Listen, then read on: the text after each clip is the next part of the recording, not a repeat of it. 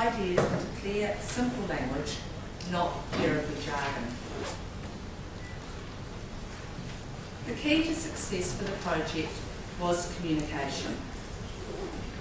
Establish clear leadership roles. Establish clear expectations of all staff. Spend time on developing the message. Continually evaluate the content in the script. Revisit the details that underpin the professional content. Engage skilled multimedia support. And structure the project to make sure that the team members have time to work together collaboratively.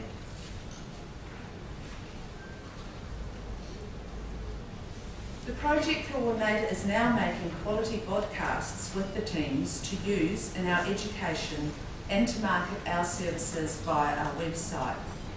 We're using all the learnings from this project and the previous project, as we say in New Zealand.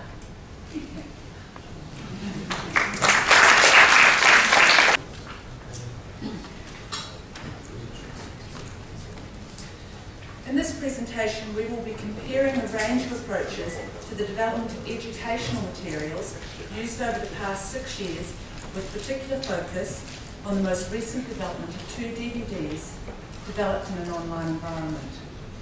Urella is a non-profit disability service in Melbourne, Australia. 2 years ago, we received $145,000 for our communication technology service Contact to make 2 DVDs about communication and mounting. The first DVD, called Being a Model Communicator, describes the use of therapy intervention to help support the successful adoption of communication devices. The second DVD describes the process of prescribing a mounting system to attach the communication device to the wheelchair. Producing the DVD online allowed us to create 30 to 45 minutes of film and reference materials. Manageable snapshots from the DVDs can then be used on our website, can be viewed on YouTube, and for various applications in the future. Additionally, the DVDs are income generating, and families really like to have this information in a DVD format. At the 2000 Assistive conference, I presented on a previous online project, which is around hoists, developed in our other assistive technology service, the Independent Living Centre. The model we used centred around the training and development of existing staff skills. We used an external training provider to teach 6 staff members the sets of skills required to develop online material. These included web designing, script writing, editing, and training 3 therapists as educators. We encountered a number of difficulties with this approach, including the departure of our web designer, the trained therapist educators leaving, just to have families, so it's perfectly obvious reasons for people leaving. Difficulties sourcing quality film. Staff concerns about the reallocation of clinical duties to an online development. Therapists lacking experience in adapting to online content. And therapists' lack of ICT knowledge to help them conceptualise interactive features. We applied the learnings from our previous ICT projects, and in consultation with the Contact team, it was decided that the project brief should be designed to enable therapists to engage and own the project with the expertise of a person skilled in the area of multimedia, as the project coordinator working with the team. This approach ensured the project coordinator became a member of the team, and the team's clinical time was substantially less eroded than in the previous project approach. We were able to buy in aspects such as the filming and production.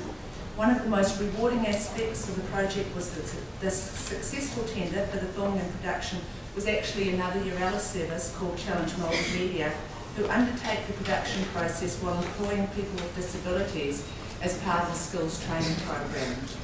We were once again embarking on the development of an ICT solution to meeting the needs of our clients and families. As with many funding proposals, the detail is not always articulated or conceptualised at the proposal stage. The funders only really require a big picture with an outline as to productivity, efficiency benefits and improved client outcomes. As therapists, we are passionate about imparting our skills and knowledge. It is also extremely hard understanding the dynamics in an unfamiliar medium. Therefore, the initial thinking to inform the proposal was very broad in its scope. The vision in those early stages was therefore probably unrealistic.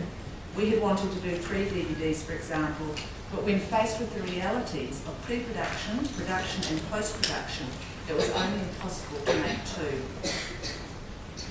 The actual work required to decide what the team wanted to articulate was substantial. The team was taken through the concept of taking the big picture brainstorm and downsizing it to something achievable. The pretext is simple. Audience, who? Intention, why? Content, what? These 3 words need to be reworked many times before a draft script starts to be developed. The script then requires filtering and whittling down to ensure the message is clear and simple while still being therapeutically accurate. Once we had employed the project coordinator, we started on the scoping of the content, setting the timelines and embarking on a 2-way education process. The project coordinator had to impart the roles, functions and tasks actually required to make a DVD. The team had to impart their knowledge of assistive technology so that the project coordinator could transform their ideas into a script and visualise the storyboard's component parts. Fortunately, educating others about technology is a key function of the context service. We were also able to ascribe the making of the first DVD to the speech pathologists and the second the occupational therapists, which meant that the message could be more focused from a specific professional skill set. It also meant less demand on the team as a whole at any one time.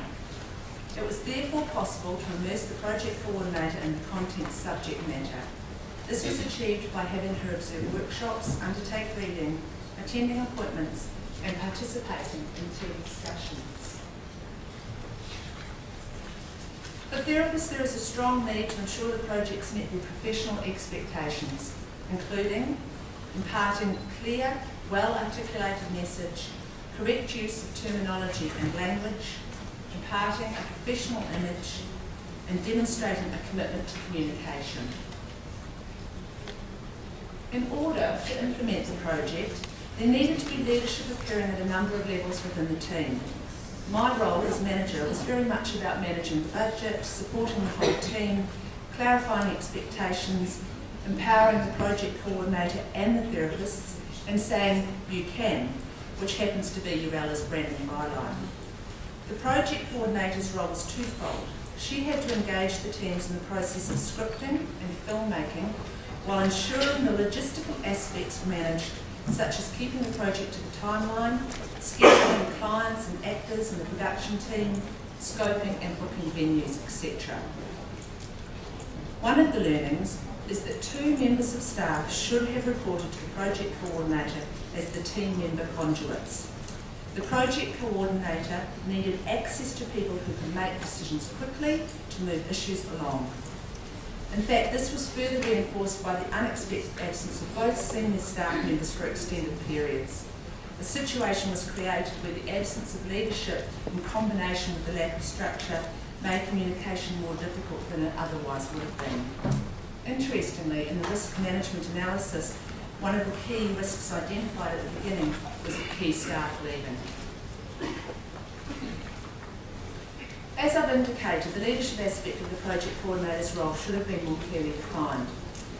In essence, the project coordinator's role involves planning, managing, coordinating and empowering participation. In the absence of senior staff, it did prove difficult to allocate therapist roles, such as organising the clients to be available for film shoots. This is an example of where the relationships that the therapists had with their clients was pivotal to the outcome. With short timelines, the difficulties for teams to initiate and ensure a range of clients were available was problematic. Shortage of suitable client footage then led to therapists feeling that the substance of the message was not emphasised strongly enough due to the lack of some of that client footage. This picture shows staff acting in client roles, which is really a last resort. Fortunately, the content team is robust, honest, and able to engage in dialogue without personalising criticism. When the coordinator and/or team members became concerned at various stages, or the team articulated frustration, it was possible for them to identify issues, consider solutions, and undertake the work required. It is important for the project coordinator to be involved in all aspects of the production to ensure the correct balance between accurate information and professional presentation. For example, particular therapists might not actually be the right people to put in front of the camera.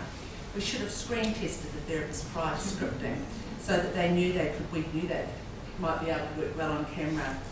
It was really important to be transparent, and when we realised some staff filmed better than others, the need to change didn't then affect the timelines and actually the quality of the production. Similarly, the voiceover was just as important, and we were lucky to have a perfect voiceover person on staff. The project coordinator, just catch up. The project coordinator was not present for the initial edit of the first DVD with the film crew. This led to a large number of recuts as the production crew were not familiar with the clinical reasoning behind some of the content. When we made the mounting DVD toolkit video, we made sure the project coordinator managed the editing due to the highly technical nature of the subject matter. Having been present in the content discussions with the therapists, the project coordinator was actually able to explain inclusions as to why close-ups of certain parts of the mount were essential. Changes still needed to be made after the therapist reviewed the rough cut, but having the coordinator in the edit suite did help minimise these. The therapist's evaluation and feedback post-production included both positive and negative feedback.